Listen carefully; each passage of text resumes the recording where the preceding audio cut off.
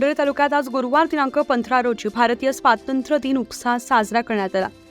प्रथमतः जिल्हा परिषद प्राथमिक शाळा व विद्यालयाच्या विद्यार्थ्यांनी गावागावात स्वातंत्र्य दिनानिमित्त प्रभात फेरी काढून स्वातंत्र्य दिनाच्या घोषणा देऊन मान्यवरांच्या हस्ते ध्वजारोहण करण्यात आलं। तालुक्यातील पालखेड बंधारा येथेही भारतीय स्वातंत्र्य दिन उत्साहात संपन्न झाला।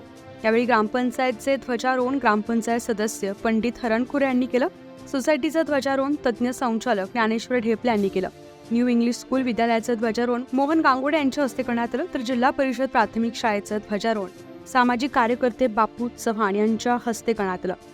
यावेळी जिल्हा परिषद प्राथमिक शाळेच्या स्पर्धेमध्ये निवड झालेल्या यशस्वी विद्यार्थ्यांना अण्णाभाऊ साठे जयंती उत्सव समितीच्या वतीनं मान्यवरांच्या हस्ते शालेय वस्तूंचं वाटप करण्यात आलं। याशिवाय ग्रामपंचायतच्या प्रांगणात मान्यवरांच्या हस्ते ग्रीन जिमचं उद्घाटन करण्यात आलं। या प्रसंगी विविध क्षेत्रातील मान्यवर मोठ्या संख्येनं उपस्थित होते।